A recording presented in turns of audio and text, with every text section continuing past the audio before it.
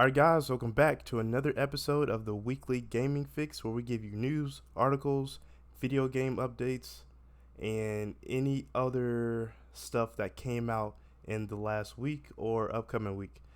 So, THQ Nordic, or I would just say THQ, came out with a showcase releasing some games that recently came out. Like, it was like yesterday or the day before. Two games that caught my attention was South Park and a new Ninja Turtle game. So I'm gonna cover this South Park game first, and then we'll move on to the Ninja Turtles. And yeah. So, like I said, South Park is releasing a new game that's going to be coming out for next year. It's called South Park Snow Day. It's going to be a four-player co-op game.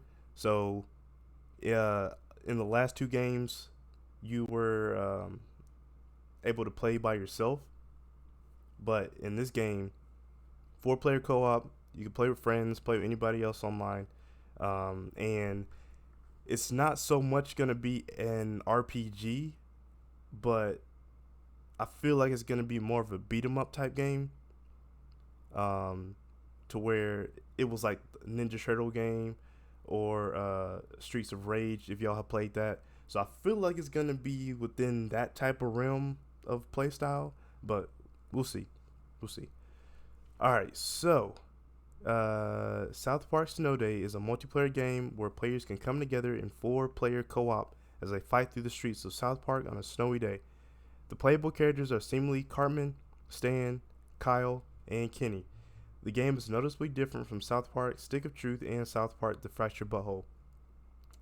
I always have to say that slow as I'm reading that title. South Park Snow Day has a 3D art style and looks to be using a real-time combat system rather than a turn-based strategy system.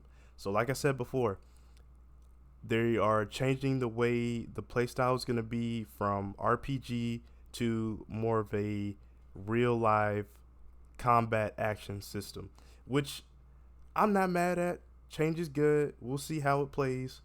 Um, yeah, so I thought this game was a straight DLC, like straight add-on, but it's a completely different game from what we got from the last two. South Park Snow Day, we all remember as a kid in school, we was excited for them snow days. Either you were outside or inside, whichever one. But I feel like South Park, in which they always do, they're gonna take it up 0 to 100 with some of the stuff. I'm curious as to how it's gonna play, how the story's gonna be, how the characters gonna interact, and how the graphics are gonna be. Uh, but from the trailer that we saw, it looks okay. It looks okay. I'm not gonna give my overall opinion about it until I see a little bit more. They only gave us like a minute, so we'll see, we'll see. But I'm liking the way that THQ is changing the ways. Now, I wouldn't complain. I wouldn't be mad if they stuck with the same 2D style turn based, because those last two games were fuego. But yeah, so excited for that next year. All right, so we are getting a new Ninja Turtle game. It's called TMNT: The Last Ronin. Now I believe this game is gonna come out next year. Um, Now I got some of this stuff off of Twitter, but the synopsis kind of they have like bullets. So it's set in a futuristic war ravaged NYC. It has a darker tone than any of the previous stories of the Ninja Turtles is. It's based on a limited run graphic novel series. It's senior VP of Paramount compared to big ARPGs like God of War, coming exclusively to current gen PS5, Xbox, PC.